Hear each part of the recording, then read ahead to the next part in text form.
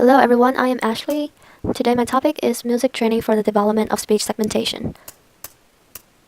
I will talk about it in 4 parts: motivations, methods, results, and implications. The first one is motivation. It is divided into 2 parts, which are music and speech segmentation. For music, it generally talks about that music training can help some cognitive skills develop, including linguistic abilities, and linguistic abilities have many shared engaging mechanisms in music, such as sequencing, attention, memory, and learning. According to a previous study, musicians are more efficient and more sensitive in music-related tasks, such as detection of the omitted sounds. In a word, music training benefits linguistic skills, which motivated the authors to find out specifically for children whether music training has positive influence on speech segmentation, which is the linguistic skills. Then let's look at the motivation of speech segmentation. According to a previous study, we have already known that people, no matter infants or adults, can distinguish word boundaries by exposure. So for this study, the authors want to find out whether music can facilitate children with this kind of task. Okay, now let's look at the methods of this study. There are totally 3 phases, which are T0, T1, and T2. T0 was conducted before the training, T1 was conducted after about 1 year training, and T2 was after about 2 year training. The participants are 8-year-old children. 24 8-year-old children were divided into 2 groups, which are music and painting.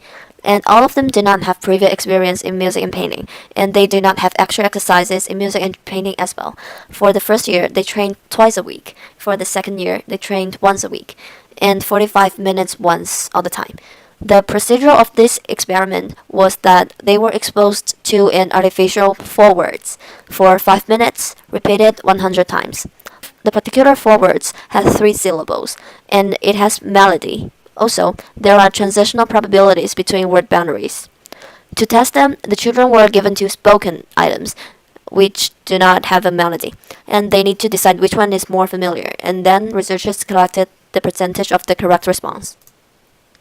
In addition, researchers were doing on 3 tests, which were behavioral tasks, neuropsychological assessments, and electrophysiological tests. Behavioral task is like EEG recording that have electrodes located at standard positions. Neuropsychological assessment used repeated measure multivariate ANOVAs with 2 groups to compare the percentage of correct responses across groups and testing sessions. For electrophysiological tests, or we can call it ERP, it was analyze familiar items and unfamiliar items using RM ANOVA for statistical assessments. Familiarity or unfamiliarity were defined as averaged across the 4 familiar or unfamiliar items and across children. As for the results, we are going to talk about it in 3 corresponding data: behavioral data, neuropsychological data, and electrophysiological data. Firstly, let's look at the behavioral data. Children in the music group performed better than children in the painting group on almost all items, while children in the music group did not succeed at recognizing words with the lowest transitional probabilities at T1, but they did succeed in T2. Although children in the painting group were still at chance level with all items at T1, they were above chance level with the highest TP, transitional probabilities, at T2, although these did not reach significance. And for neuropsychological data, 2 groups did not differ before training. The level of performance in both groups improved from T0 to T1 and T2. The improvement was of similar size in both the music and painting training groups. And for electrophysiological data, for T0, ERPs were more negative for unfamiliar than for familiar items over frontal regions only.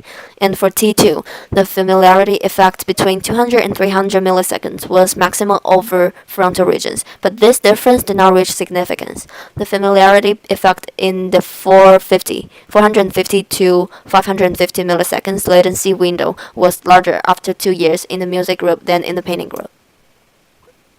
To conclude, both behavioral and electrophysiological measures showed improved speech segmentation skills across testing sessions for the music group only. Music training directly causes facilitation in speech segmentation. Importance of music for speech perception and more generally for children's language development. Finally, for implications, children with language-based learning impairment have difficulties in speech segmentation tasks and impoverished perception of speech rhythms, promoting the development of music-based remediation strategies for children with language-based learning impairments. That's everything. Thank you.